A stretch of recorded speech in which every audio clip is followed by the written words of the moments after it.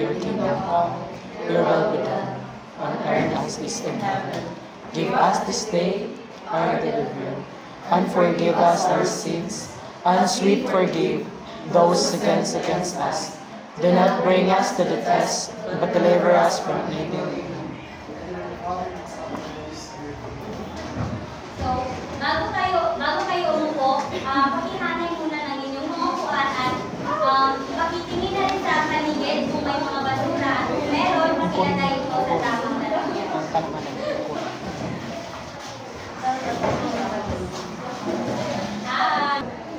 So, bago tayo magpatuloy sa ating talakayan, ay magbalik-aral muna tayo sa kung ano yung tinalakay ni Binibining ni Ann.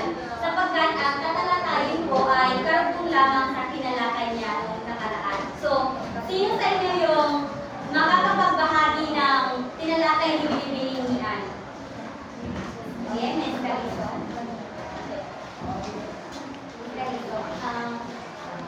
Para sa akin, siguro yung makakaalala sa nakaraan lang sa natin. Kasi first word na ay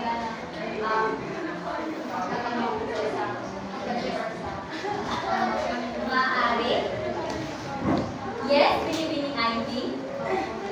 So, naalala ko yung tinalakay ni Binibining Princess Mian tungkol sa pagsusulit, mga uri ng pagsusulit. Ito ba? So, bigyan naman natin ng 5 bagsak si Binibining Ivy. So, ang tinalakay ni Binibining Mian nung nakaraan ay patungkol sa pagsusulit. Na kung saan, kahit saan tayo mapalabas o sa loob man ng paaralan, tayo ay nagkakaroon ng pagsusulit. So, bakit nga ba mahalaga yung pagsusulit? Yes, Jeff. Mahalaga ang pagsusulit sapagkat ito yung maging sukatan ng isang guro kung ano nga ba yung prior knowledge o kung ano yung nakamit ng isang estudyante pagkatapos sa kanyang talakayan.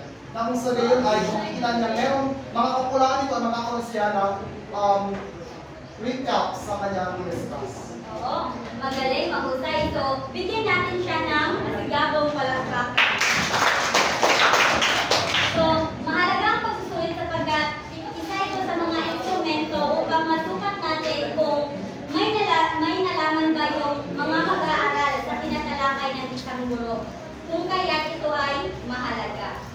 So, sa pagpapatuloy natin sa ating talakayan, ang tatalakay natin yung mga uri ng pagsusulit. Maaari mo bang basahin? Pagsusulit na tama o mali, error recognition test, pagsusulit na may pinagpipilian o multiple choice, pagsusulit na napupuno sa patlong o completion test, Ang pagsusulit na close, ang pagsusulit na Z. So, alam ko na familiar na kayo. Sa mga uri ng pagsusulit na ito. Hindi ba? Okay, so, ang una ay pagsusulit na tama o mali. Binibiling ka rito, maaari mong pagbasahin. Pagsusulit na tama o mali. Ito ay pangungusap na matalaysay na nagpapasyahan ng mag-aaral kung ang item ay tama o mali. Oo. So, halimbawa nito para mas maintindihan ay ang pangalan ay tumutukoy sa ngalan ng tao, bagay, hayop, o pangyayari. Tama o mali? Tama. Tama. So, ngunit sa panahon ngayon, ang ginagamit ng mga guro ay yung modified true or false na kung saan pinapatuko yung mali at pinapalitan ito sa tamang sagot. Hindi ba? Yes. So, naiintindihan ba yung tama o mali? Yes. Next ay error recognition test. Binibining Princess, maaari mo bang basahin? Ito ang pagsusulit na ipinatutukoy ang bahaging mali o ang tinatawag na error recognition test. Para mas maunawaan natin, narito ang halimbawa. So, halimbawa nito ay parang ang isang pangungusap ay parang hinati-hati niya sa ganito. Ibig nilang maglinis ng maaga upang sila raw ay makarating ng maaga. So, para mas ang error recognition test ay parang tinutukoy ng mga mag-aaral kung asan yung mali sa pagsusulit na kanilang ginagawa. Naintindihan ba?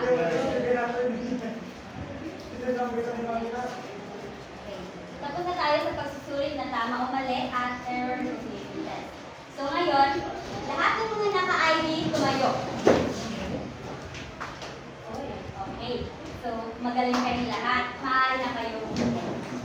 So ang susunod ay pagsusulit na may pinagpipilian ng multiple choice. Ito ang multiple choice item ay pagsusulit na may pinagpipilian at maaari nasa anong pangungusap na hindi tapos, pangungusap na may puwang, pangungusap na buo, o pangungusap na nagtatanong gaya ng mga asunod. So, para mas maintindihan talaga natin yung pagsusulit na may pinagpipilian, narito yung mga halimbawa. Una, pangungusap na hindi tapos. Binibining Jane, maaari mo bang basahin? Sa kwentong binasa, nanalo ang mga tutunan sapagkat A. Higit na malaki sila kaysa machine. B. Malalaki ang mga pambangbong dala nila. C. Hindi ginamit ng mga machine ang isip at utak nila. D. Ginamitan ang mga tutubi ng mga albina. So, sa tingin mo, ano yung tamang sagot? Letrang D. Ginamitan ng mga tutubi ng mga albina. Saan sa'yo po sa'yo? Maaari, binibining ka rin. Ay, binibining ka rin. Para sa akin, sa kwentong binasa, nanalo ang mga tutubi. Ang tamang sagot siguro dito ay yung letra C dahil hindi ginamit ng mga matsing at isip at utak pa. So, tumpak. So, yun yung sagot. Halimbawa sa pangungusap na hindi tapos. Ibig sabihin yung pinagpipilian yung parang kasunod, parang karugtong ng pangungusap na kung saan para mabuo ito. So, naintindihan? Ang sunod ay yung pangungusap na may puwang. Ano nga ba yung puwang? Puwang. At lang, very good. So, si Prinsesa Tutubina ay mahilig. A. Makipag-away sa marami. B. Mamasyal sa labas ng palasyo. C. Makipagbiruan sa mga matsing. D. Magsumbong ng hindi totoo sa mangkan. Sino yung nakakalam sa tamang? Yes, sino ang Jeffrey? Mamasyal sa labas ng palasyo. Natumpa. So, tumpang. So, sunod, ang pangungusap na buo. Nagtatay ng kawali ka na naman. A. Nagpapatawa. B. Nagpapaloko. C. Nagtutulungan. D. Nagbibini-binihan. D. Nagbibini. Oo.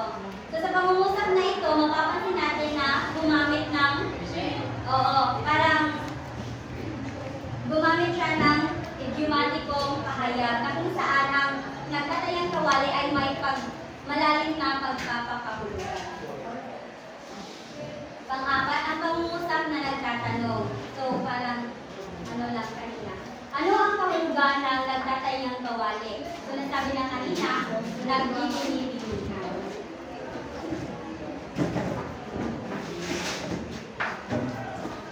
So, ang sunod ay pagsusulit na pagpupuno, sapat lang o conversion test. Yung binibining abila, maaari mo pagkasahin. Ito ay pagsusulit na objektibo na kahit na pinamimili ang mag-aaral sa wasong sagot ay inibigay ang mga sagot.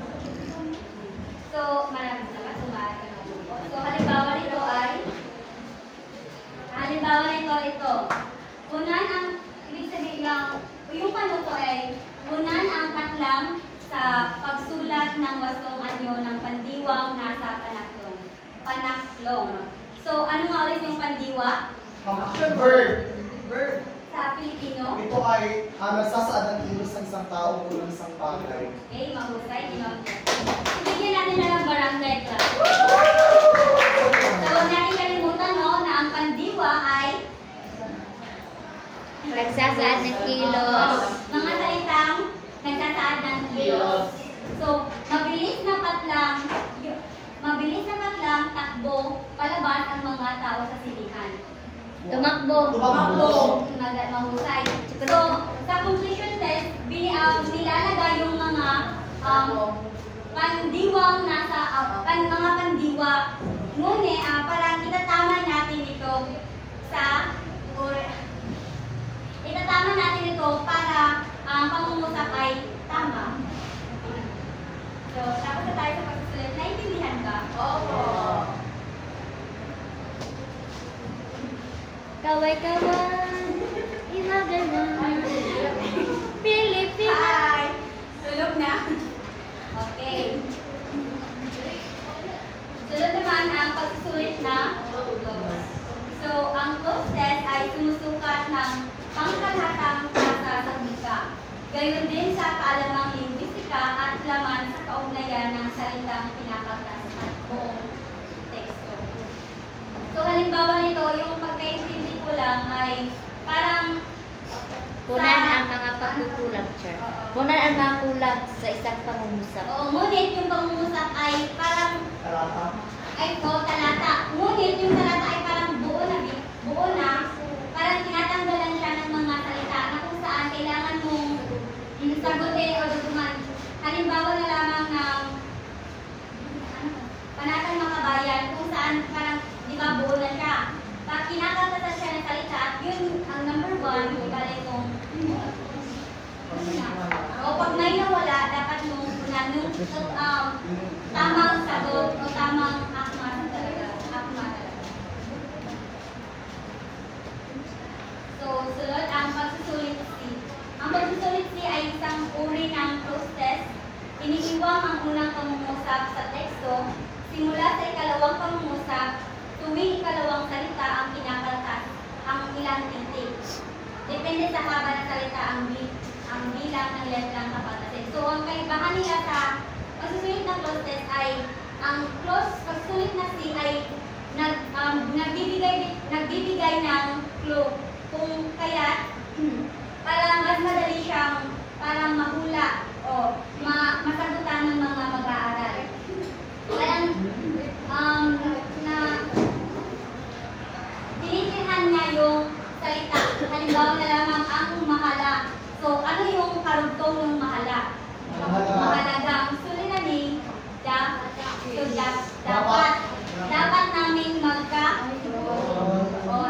so, Nang sagot o flag down.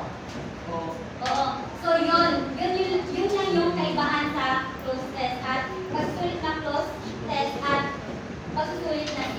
Na kung saan ang pagsusulit na C ay parang Dudugtungan lang. oo, nag-iiwan siya at nagbibigay rin siya ng clue kasi may naiwang mga titik or oo. Halimbawa na yung mahala. Mahal na. So, naiintindihan ba? Yes. Tumayo lahat ng mga nakasiting. Margie, bakit ka tumayo? Okay, so maaari na kayo. Para lang mabuhay naman kayo. Yes. So, sa pag-ibasa lahat. Sa edukasyon curriculum ng edukasyon, inaasahan na mabago ang mananaw sa sarana ng pagkaya. Binibigyan din sa K-12 na ang pagkaya ay ginagamit bilang kagamiang panturo tungo sa pagkatuto sa halip na isang paraan para sa layunin ng pamamarta. Okay, Mr. Jeffrey, bakit napa-okay ka? May kaalam. Okay.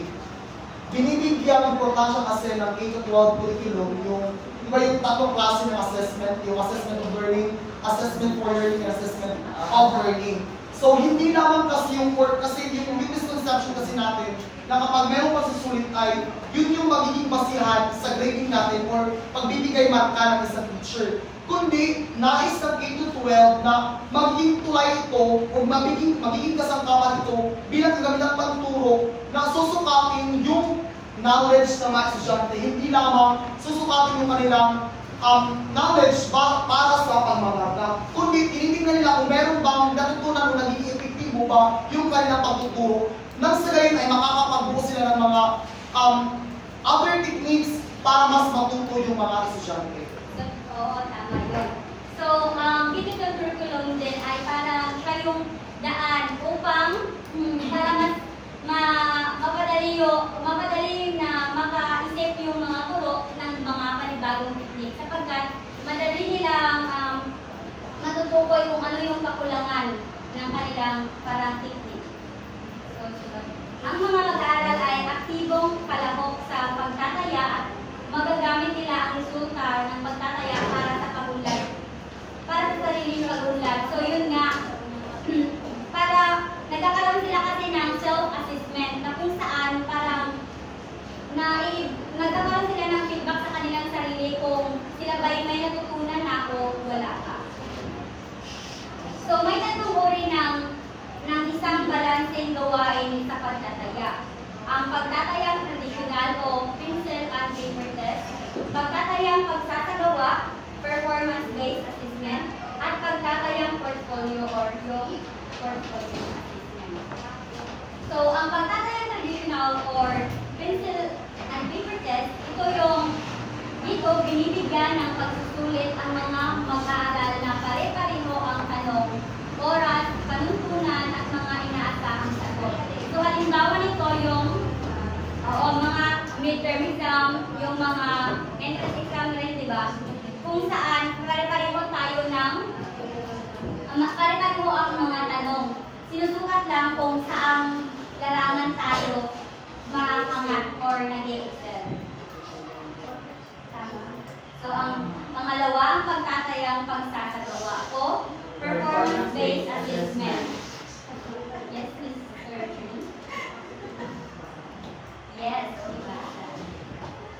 Ito ay isang uri ng pagtataya na kinakailangan ang aktwal na ipakita ng mga mag-aaral ang kasanayan na nais gustuhan.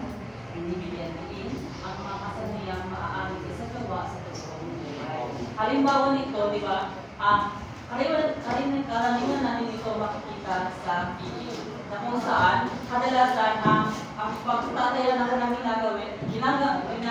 ginagamit o ginagawa ay ang performance-based assessment. Na kung saan dito hindi lamang nila sinusukat yung alangan ng isang estudyante, ngunit sinusukat din ang kanilang aking galing sa kung ano man ang mga ang mga aralin na kanilang matutuhan sa aralin iyon. Magaling si Sir Johnny. So, sa performance-based assessment, o ang pagtatayang pagsasagawa ay kadalasan nating parang na-experience sa asignaturang FATFIT na kung saan matapos natin talatayin yung mga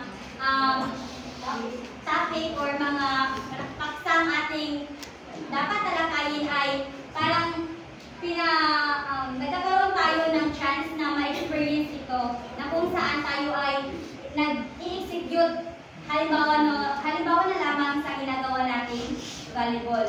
No, pagkatapos ng talakayan ay parang pinapa-execute tayo upang mas malaman ng guro kung natuto ba talaga yung mga mag-aaral.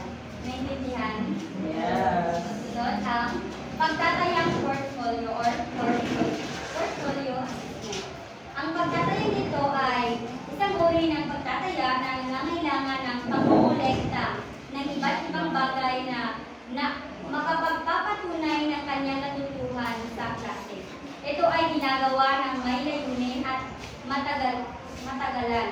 Sa pamamagitan nito, ang mga mag-aaral ay nagkakaroon ng pagkakataon na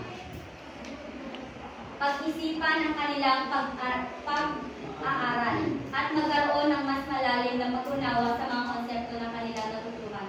Kasi, sa portfolio assessment kasi, parang, di ba, nangongolekta sila ng mga halimbawa, yung mga papel na kung saan nagsusulit sila. At nagkakaroon sila dito ng self-assessment or feedback sa kanilang mga sagot sa kanilang mga answer. Kung ito ba ay tama o mali. At magkakaroon sila ng, yun pala yung tamang sagot. So, magkakaroon sila ng pag-iisip sa kanilang pag-aaral.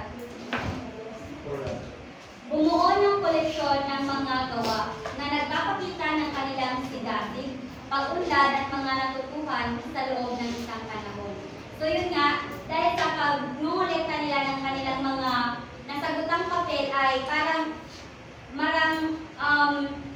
mas ma-inspire sila mag-aral. Kasi nga, may motivasyon silang binabasihan na kung saan ay mag-study pa po kay makikita na ho akong mga answers na kung saan parang may recognition din sa kanilang ginagawa. Sa portfolio assessment, maaaring isama ang mga sunod-sunod. Mga proyekto o gawain. Diba? Kasi, pag ginagamit din itong portfolio assessment kasi para pag may pag-evaluate na at sa pagtatapos ng klase or semester ay may pruweba sila na nakapag-take sila ng exam or nakapagpasa sila ng mga activity kung may reklamo yung guro na wala kang ganito, wala kang ganyan. So, may pruweba sila. Mga pagsusunod o examination na kung saan dito nagkakaroon sila ng self-assessment nga, di ba? Kasi may pagbabalik tanaw sila sa kanilang mga sinasagutan.